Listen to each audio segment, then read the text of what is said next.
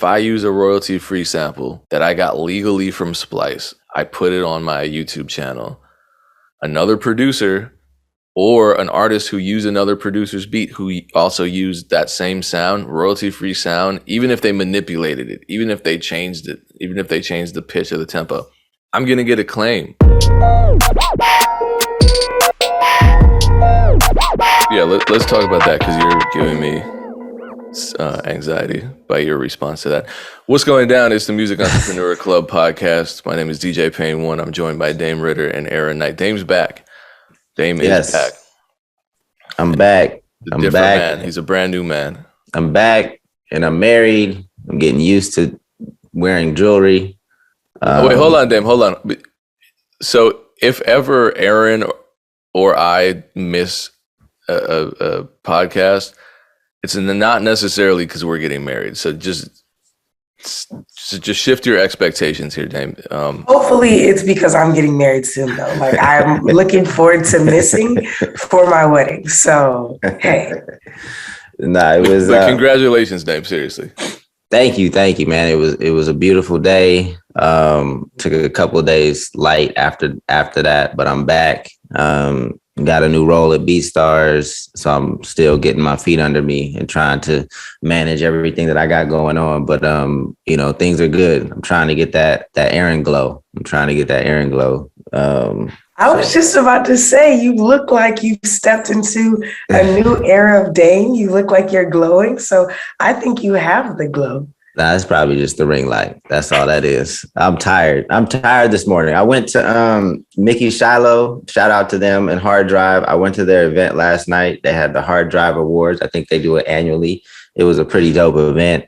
I told her I'd pull up. I try to be a man of my word. So I did pull up, and, there's some talented artists over there. I love what they're doing. For people that aren't familiar, I know I've mentioned it in a podcast prior, but Hard Drive is kind of like a community record label. I think anybody can join, and they have a lot of different services for people that are part of the community: distribution, access to a beat library, and then there's like videographer, graphic design. They offer a lot of things for artists. So check them out. Hard Drive, HRD, RV, I believe, on Instagram. But yeah, that's the reason I'm tired too. So anyway, got to keep it moving. I'm happy. What's up with y'all? Y'all good? How was the session last week? Controversial, apparently. Yeah. I didn't know that until you pointed it out. NFT madness. Let's try not to talk about NFTs today, if possible. I'll do my best. But we do need to dive into a subject that may be internally controversial that was from last week, which is the Beat ID situation. Oh, Content ID. Yes, the Content ID. Set it up, Payne, because I definitely will weigh in on this from the label, maybe artist side. From my perspective as a producer, I'm releasing beats. The BeatStars contract, because BeatStars anticipated a lot of problems, and I'm sure that they changed their default contracts as new concerns for the online music business space come up. One issue is Content ID. What happens is, and I'll reiterate from last week's episode, a artist will license a beat and they upload it. They turn it into a song. They upload it through a distributor like TuneCore. TuneCore, during the upload process, will ask them through a prompt, do you want to use Content ID to collect your royalties off of YouTube? Now, most artists will probably say yes without reading the agreement. The reason that they need to read the agreement is, one, if they had read their beat lease, they would know that Content ID is strictly forbidden, and I'll explain why. And two, they'll see that in their end user agreement on TuneCore for the Content ID registration, they'll see that TuneCore is making them assert that they own 100% of the rights of that song, including the beat, which they don't if they lease the beat. So, and if they have a feature and if there's a hook on it, they don't own 100% of that. Whoever wrote the hook and recorded the hook owns that. Whoever made the beat owns that. They own their portion. Content ID doesn't allow for a split. So when the artist registers the beat with the Content ID system, what happens is any other person, any other artist that has licensed that beat gets hit with a copyright claim. The producer gets hit with a copyright claim. And if there's a feature or a singer and they have that same content on their channel, they get hit with a copyright claim. It's a terrible system. I'm not here to place blame per se and say, it's a rapper's fault, it's a producer's fault. To me, it's the fault of the system. It doesn't anticipate collaboration, which has happened forever. It doesn't take into account royalty-free music. It doesn't take into account music licensing, which has been around for decades in the music business. It's a new system that's operating on incredibly antiquated and what Aaron considered colonial concepts of music ownership. And I agree with her. But yeah, single owner music, single owner songs is something that is very label centric. And realistically, that's not how the vast majority of music operates. The vast majority of music is collaborative. Most people, especially unsigned artists, independent artists, are licensing beats. They're collaborating with peers. They're not taking 100% ownership of anything. And that's why Content ID is problematic. And then that creates all kinds of other problems because I get emails every day from artists who have licensed a beat and they get a claim from some artist who also licensed that same beat but's claiming ownership. And they're like, why would you do this? I'm like, I'm not doing it. Okay, well, why'd you let it happen? I'm not letting it happen. I wish it didn't happen. So in last week's episode, we were exploring potential solutions to the problem. And I guess Dame's solution is producers are assholes. I'm not saying that, but I right now there's not a perfect solution, right? Like you can't go on Content ID and say, okay, X% to the producer. And by the way, what do you think? This can be a separate conversation. What percentage of a video, if I make a music video, if I pay for the director, pay for the producer, maybe a makeup artist, maybe some dancers, whatever the budget is for the music video, what percentage do you think a producer should be entitled to a visual music video? We can come back to that, or you could just throw out a percentage now. But I would personally be happy with I don't need a percentage. I just don't want a copyright claim. If it's on your channel, keep it on your channel and generate whatever you generate on your channel. I can get money off of a micro sync, and then that's proportional to my ownership of the underlying composition. To me, that's fair. What's not fair?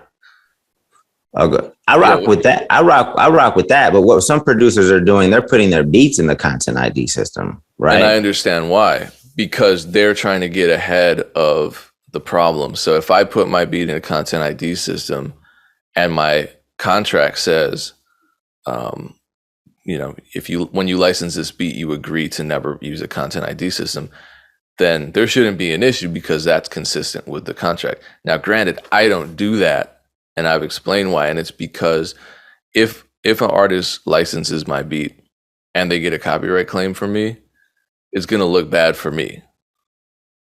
Now, granted, I'm scrambling every week to file, 20, 30 disputes because rappers are doing that to me because they're violating their contract. If I were to send copyright claims against all of them, I would technically be in the right and from a legal perspective. I just don't want to do that because I'm causing them a headache. I would rather bear the burden of filing the disputes because to me, it's just something I can do, and then I avoid any kind of miscommunication with my customers. I just don't want them to feel like I'm going after them. Some producers don't care, and it works for them. But a lot of that is a negligible, like people don't even have their channels monetized. So it's almost a non-issue for the vast majority of people. I just think it looks bad if I'm doing that. But from a grand, big picture moral sense, which one makes more sense? me getting 30 copyright claims against something I created, or a rapper having to individually dispute a single copyright claim after they violated the agreement. I think it's fairer for the burden to be on the artist who's releasing the track, and trying to navigate the system than it is for me and for everybody else that legally licensed my beat to have to bear that burden. Regardless, it's a bad situation. So I think we're closer to being on the same page than I originally thought. So you're saying that nobody should be putting anything in the Content ID system. If you lease a beat, you should be able to monetize it. If you create a video, a dope visual, you should be able to monetize it.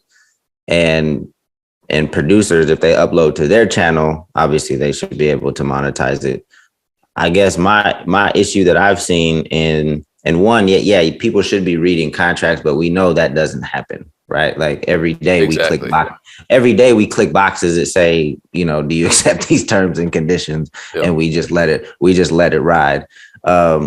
So what you're saying is that you don't upload your beats to Content ID, and you sometimes get hit with claims because people use your beats and then they put the song in Content ID and then all your shit gets flagged.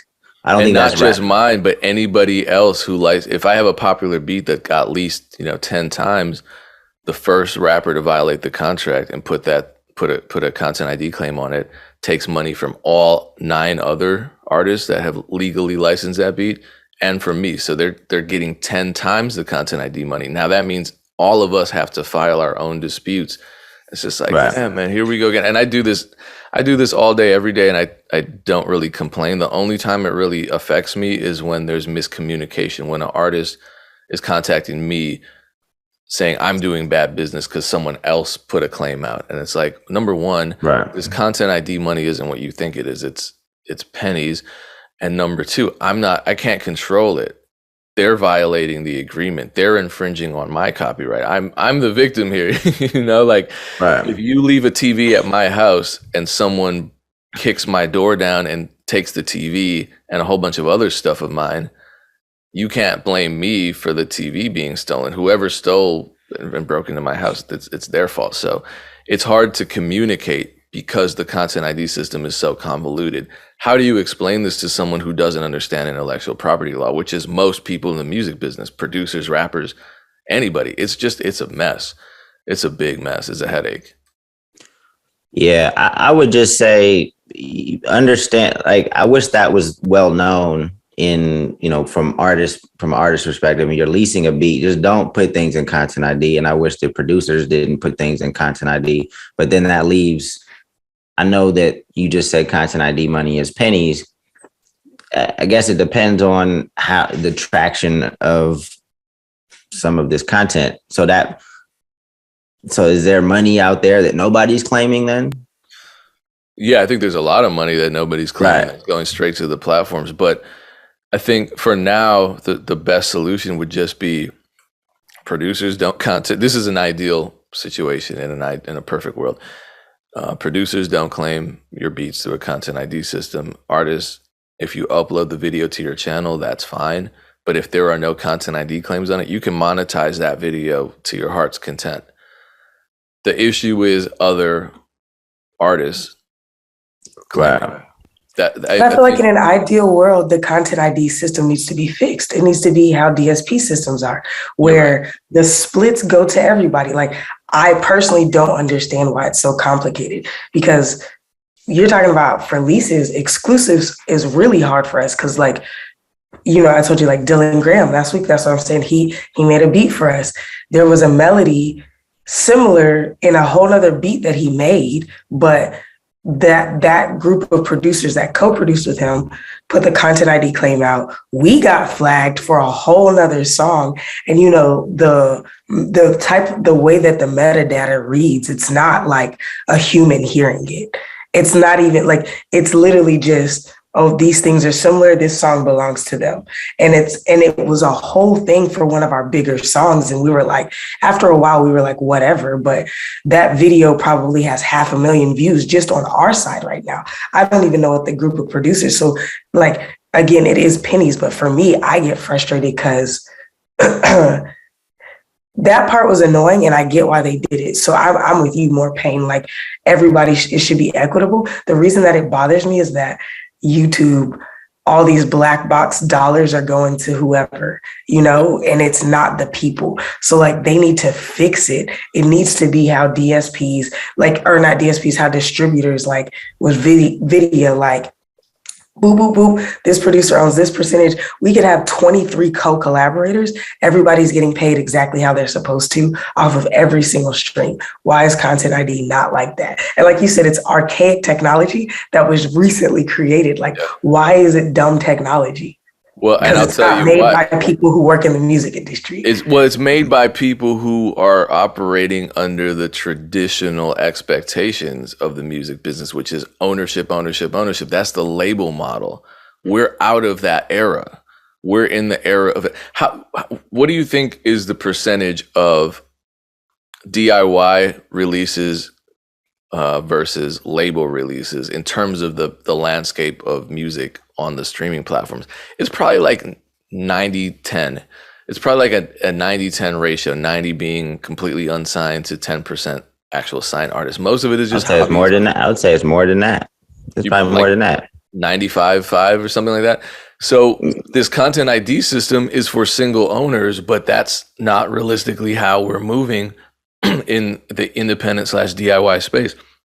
But Aaron, let me ask you, when you're dealing with the situation that you're dealing with, did you file a dispute when someone was claiming, because it was like a similar melody and the stupid Content ID system was like, oh, this is a similar melody. We're giving 100% to whoever has a similar melody in their record, which is also ridiculous because that's not even how sample clearance works. Well, it was the same synth that he used, and it wasn't even the exact same melody, and it only lasted for like 8 seconds in the song. It was a whole thing. It was so then of course they're going to take 100% of your artist. But did you file a dispute, and what happened next? Yeah, so we have like admin and all of that. So it hit our email, but the admin was like, hey, they're disputing this. Here are your options. We can either dispute it, we can fight it and counterclaim, or you can just let it go.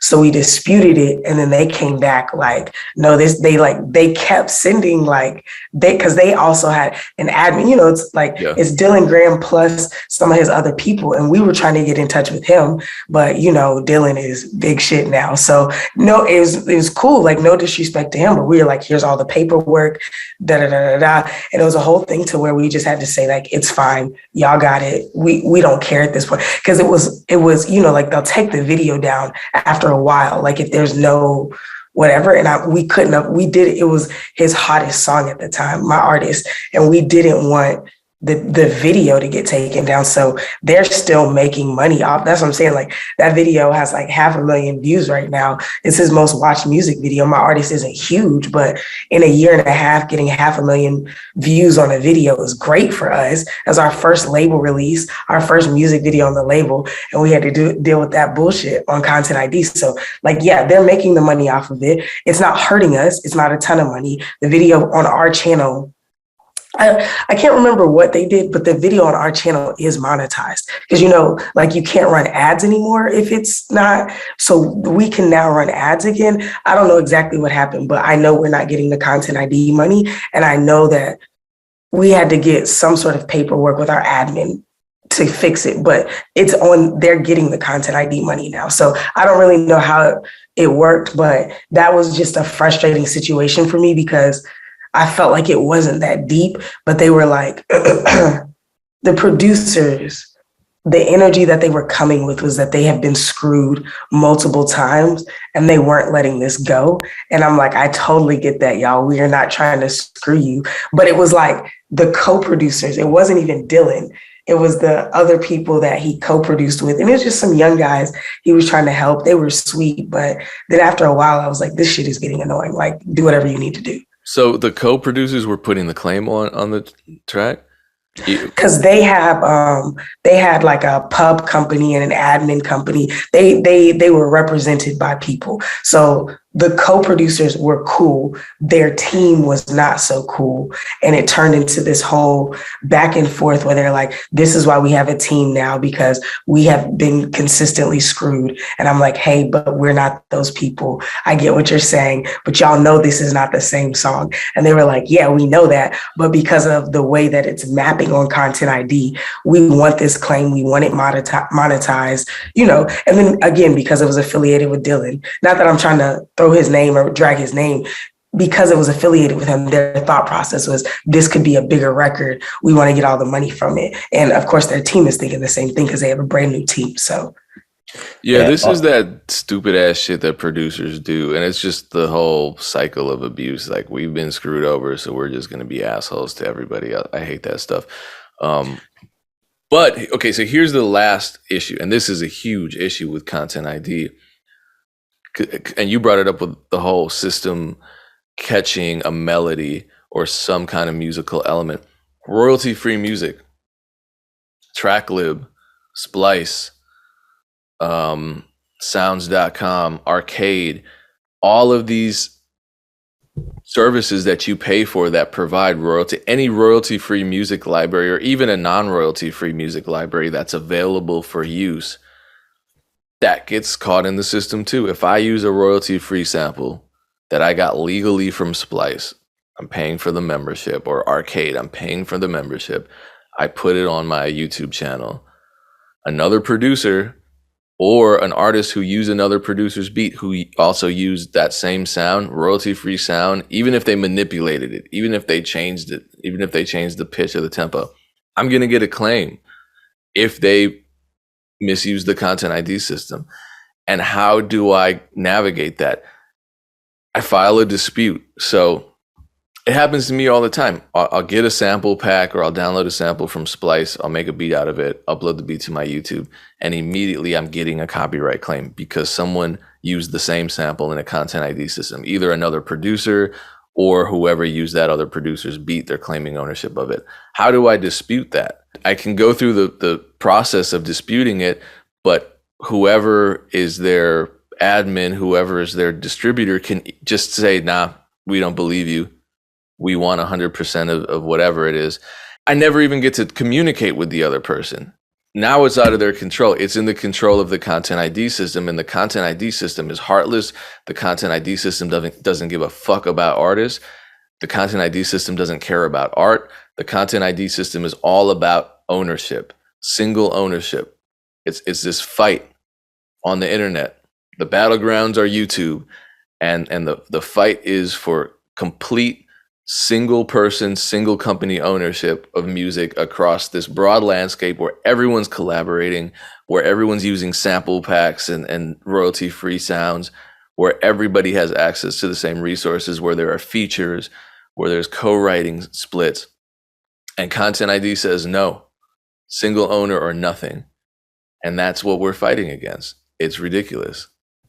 Yeah, I mean, and we can move on to the next topic, but it's really they're not in a rush to change anything because they're not incentivized to do so. Like, they're not hurting because you can't put splits in the Content ID system. So I don't know if we can expect a change anytime soon. It's the reason why a shitload of stuff moves slow in the music industry. Is there an incentive for them to do so?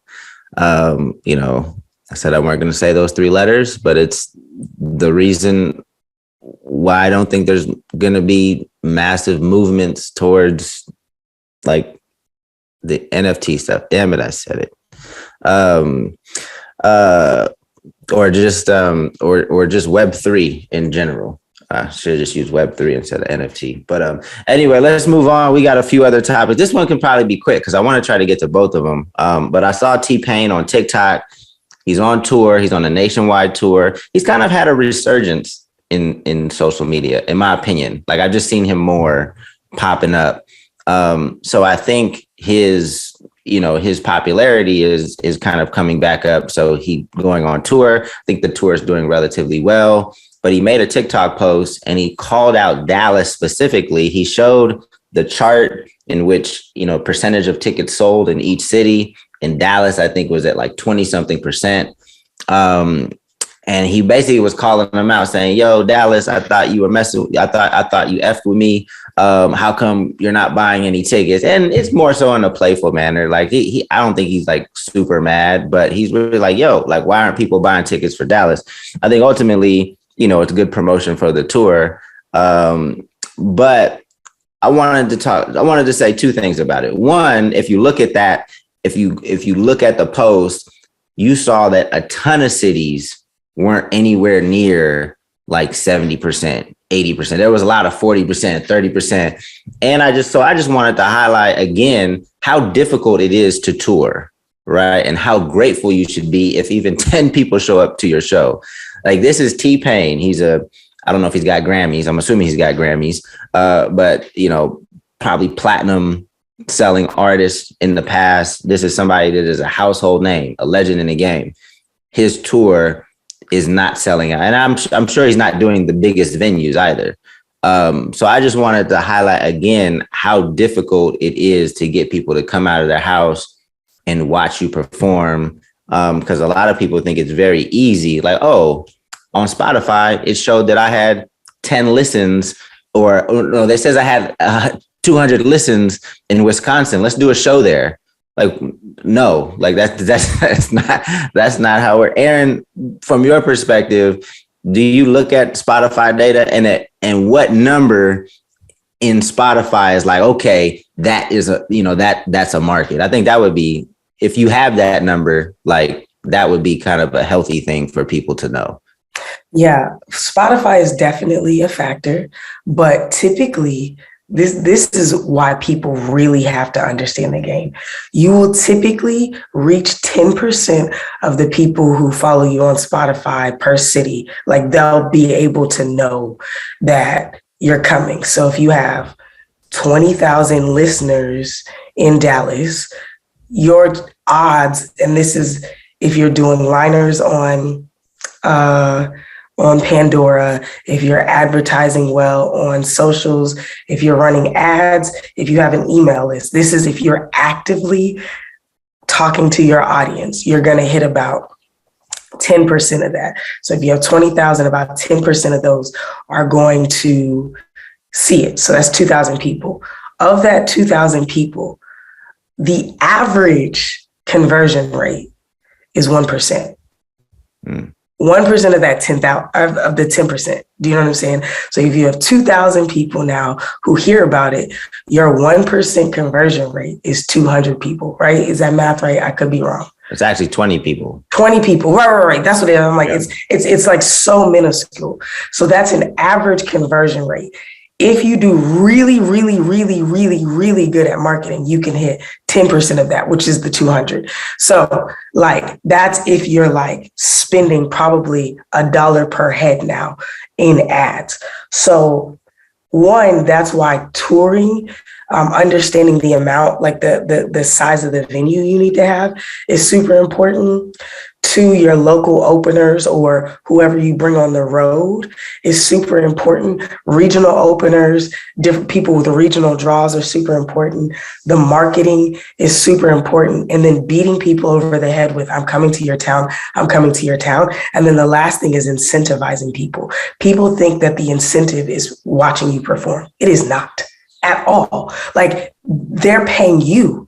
That's not the incentive. The incentive is what they're getting outside, like the value that they believe is above that. So if your ticket is $20, somebody's paying $20 because they believe the experience will be worth more than $20.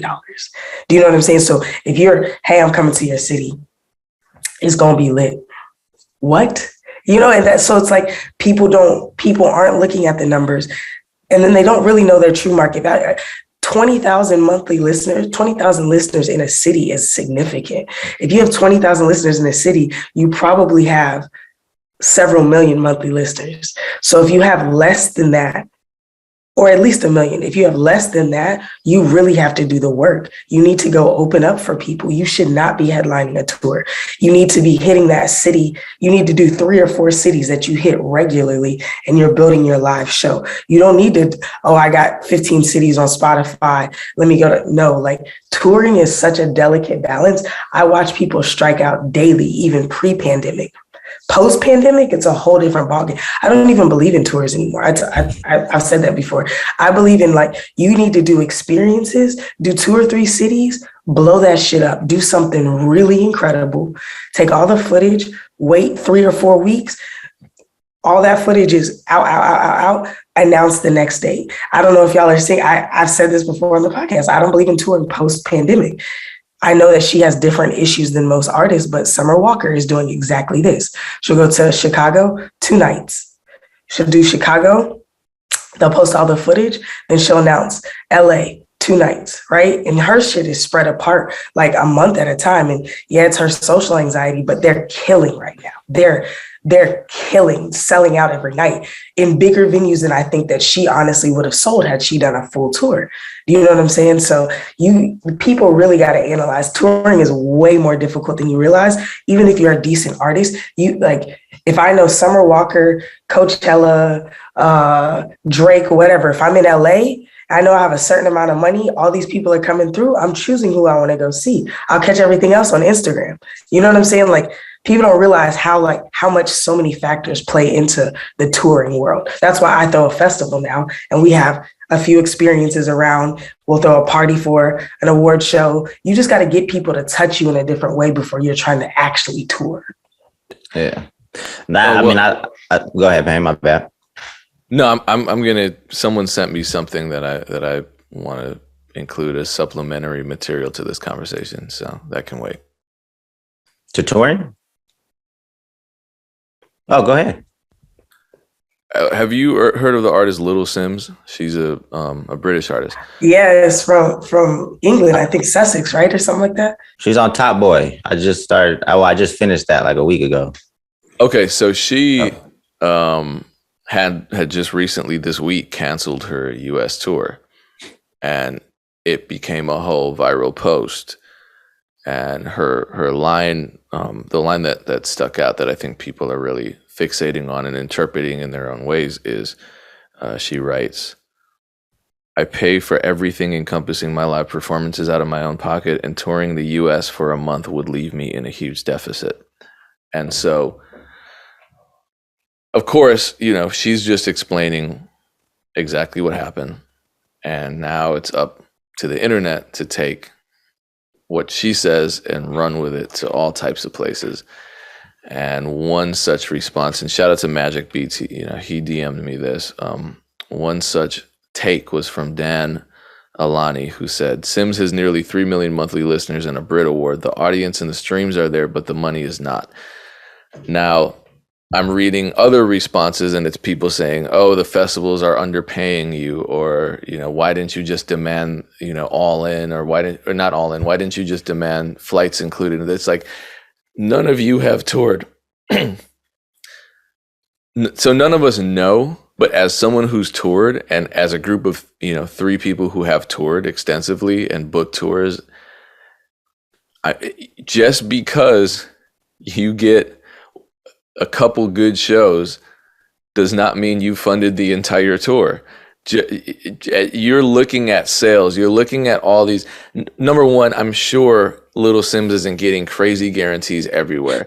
And a big part, and she's flying out herself, her team, who knows who else, internationally. It's incredibly expensive. I don't know what kind of travel arrangements they have once they reach the United States. Are they renting vehicles? How many hotels every single night do they have to put up? It's the US market. It's not even the UK market. So that's an entirely different value. They're probably getting more in the UK. UK is way smaller than the United States. It's how many times bigger is the United States than the UK? And I think she was talking about an entire North American 12. tour. So like that, the expenses then, the travel expenses you got to anticipate are going to be that many times more expensive. And I'm looking at it like, this is unfortunate, but I understand her and her team probably did the math, routed, and said, you know what, we're going to lose 5,000 off this tour. Granted, we made, with all said and done, maybe we made 100,000 off this tour, but our expenses are at 105,000 just because of the sheer amount of travel, just because of the number of people we have to put in hotels, just because there's a gap between this huge show and this other huge show of a week. And we're basically just living in the United States and having to pay for hotels and food for all these people every single day. That's even in smaller tours, that's what we're anticipating. Like, if I get a break on a tour, one, I'm really excited, but two, it makes me nervous because I think I'm living in a hotel today. I'm basically spending money to work.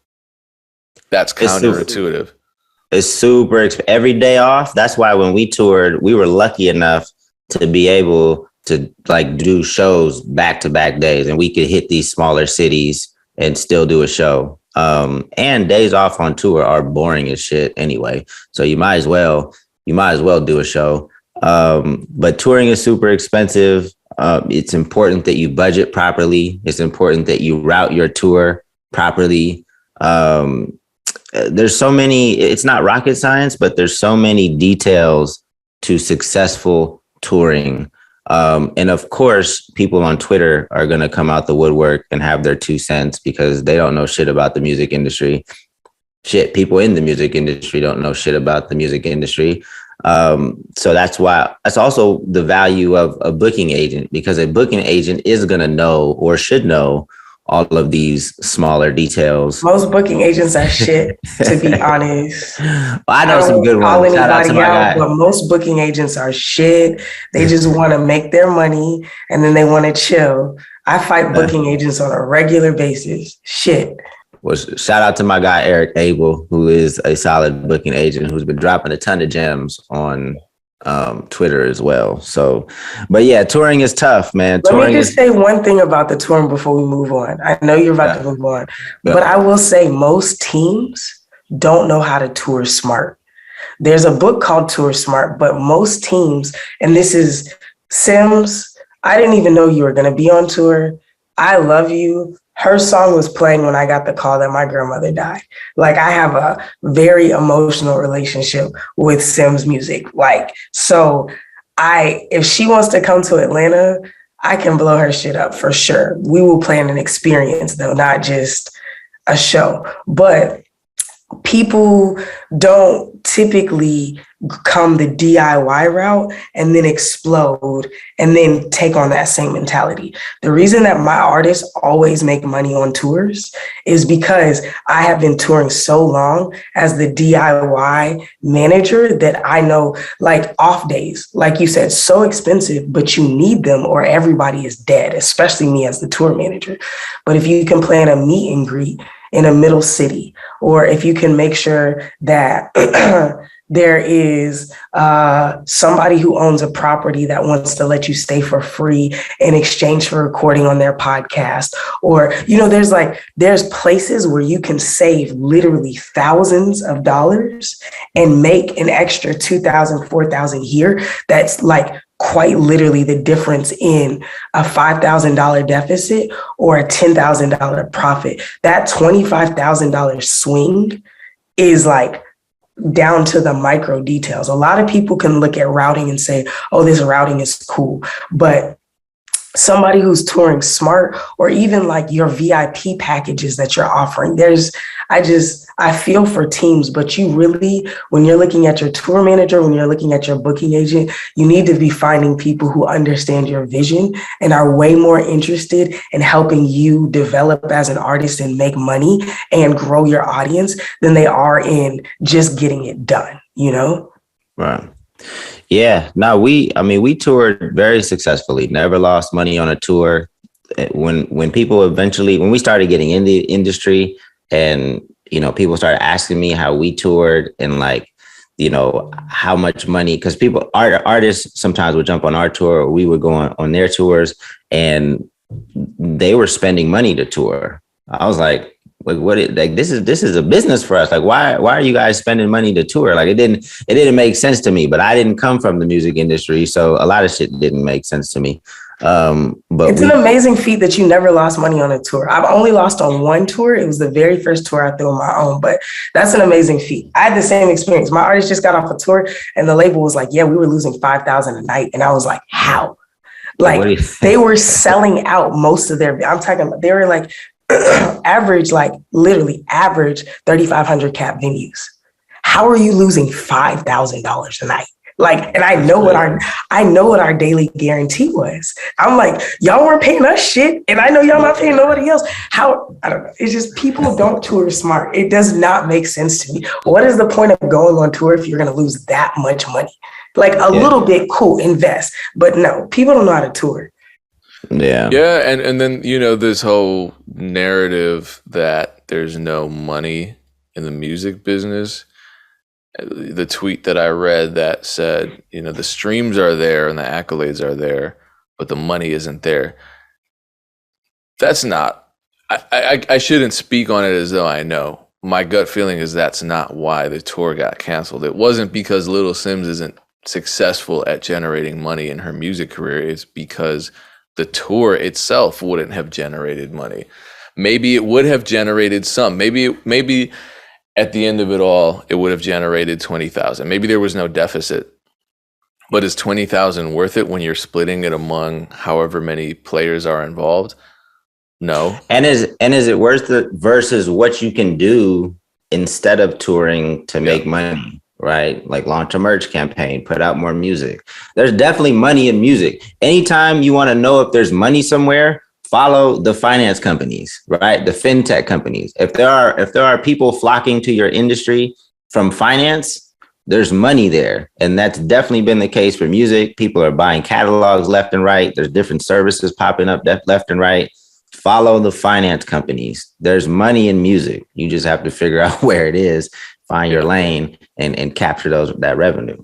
No, flying from the US over here is so expensive. Yep. Gas prices are stupid expensive. She probably doesn't have those like personal relationships. If you don't know the US, it makes everything way more expensive and difficult because you just have to pay everything at face value. The UK I've toured in the UK before. The UK is way different. You can hop on a flight or a bus for like 20, 30 quid. You know what I'm saying? Like over here, you can't do it like that. So, and then there's so much. So this doesn't mean her team doesn't know what they're doing. I think it's smart that they said, hey, this is not going to work out for us. But also you got to have people in the States that are your ally that can be like, hey, we got you. So Simz Plus, if anybody knows them, tell them to hit me up. I'll help you out at least in the Southeast. And she's a young lady, which makes it even more expensive to tour. I never managed. Talk about it. I never managed a young lady, but I do know that, I'd probably need extra security on the road. I'd need a makeup artist. She might have dancers. It's different. It's probably double, triple what we used to spend touring. The last topic that I wanted to get to, and maybe we just get Payne to weigh in so that it's not, so that we're not going over time. But I saw a video of Soulja Boy. He was basically upset because obviously people send artists beats all the time. He gets sent beat all the time. As crazy as Soulja Boy is, he's still very relevant in putting out big songs. So obviously producers want to catch one of these big songs. But what they're doing is they're just sending the beat, right? Like they're just sending the beat, no negotiation, no communication.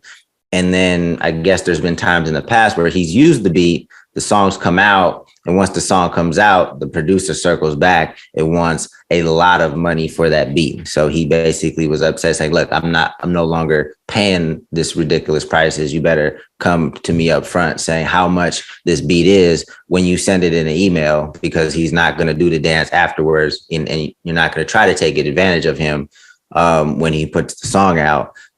So Payne, I think I sent you the video. What, as a producer, what is your response to that?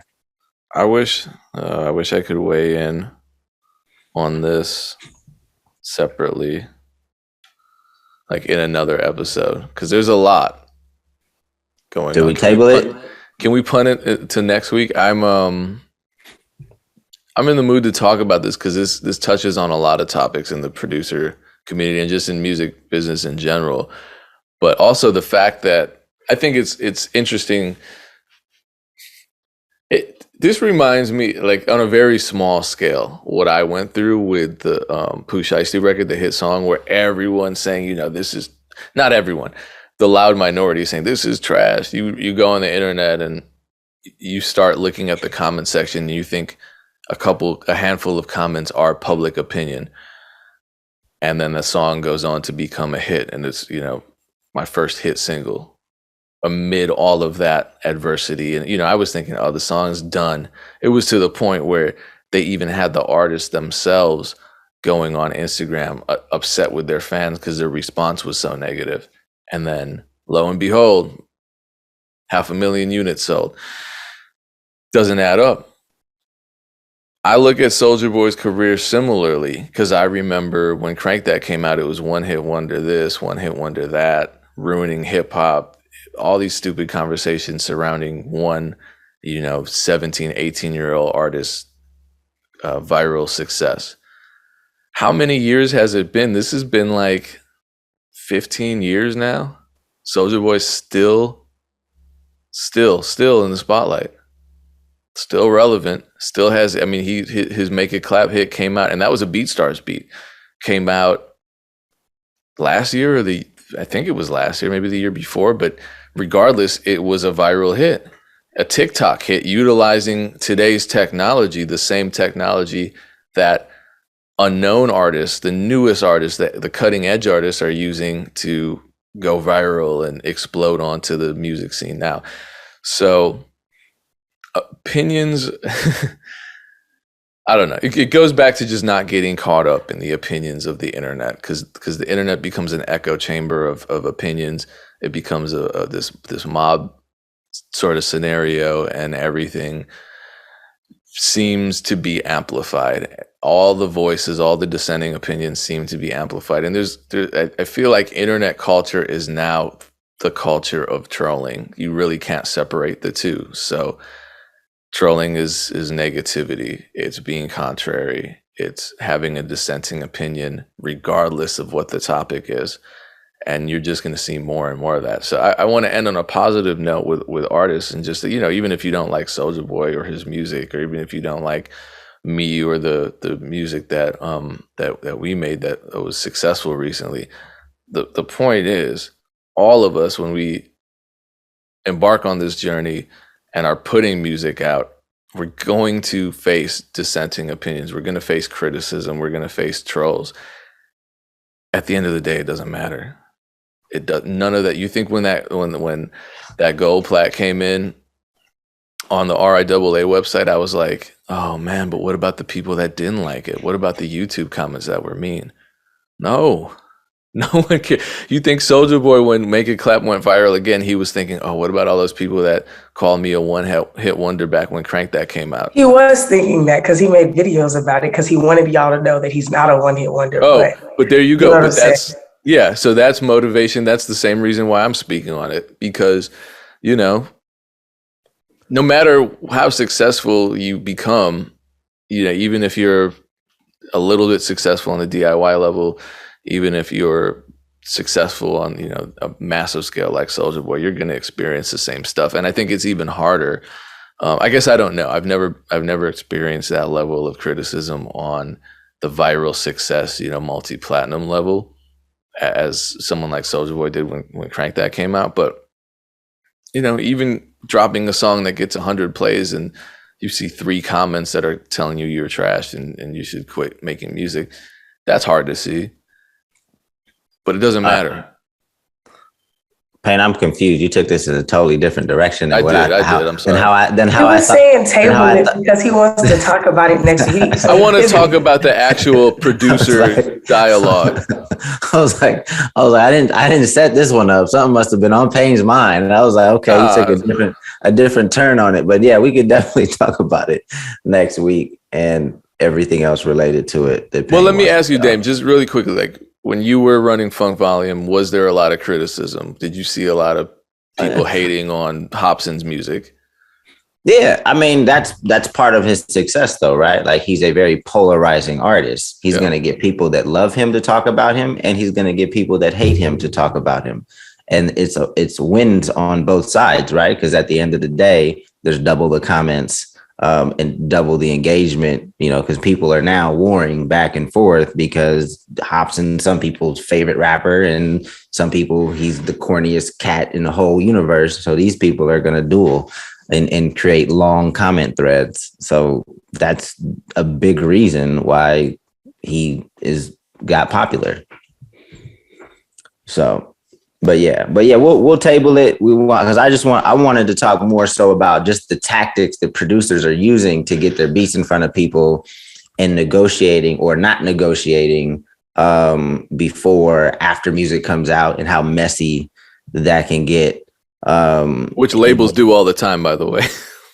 Right. Labels do it. Producers do it. I mean, there's funny games producers be playing too, right? Like they have the ability to scale up and scale down the same beat, right? The same beat. Yeah. So, if I'm giving it to Jay-Z, I'm expecting $1 million, but if I just gave it to this cat over here for a 90-10 split on the royalties, like, so yeah, we can talk about like what the proper, or what you think the proper way to communicate and negotiate beats should be, but we could talk about it next week.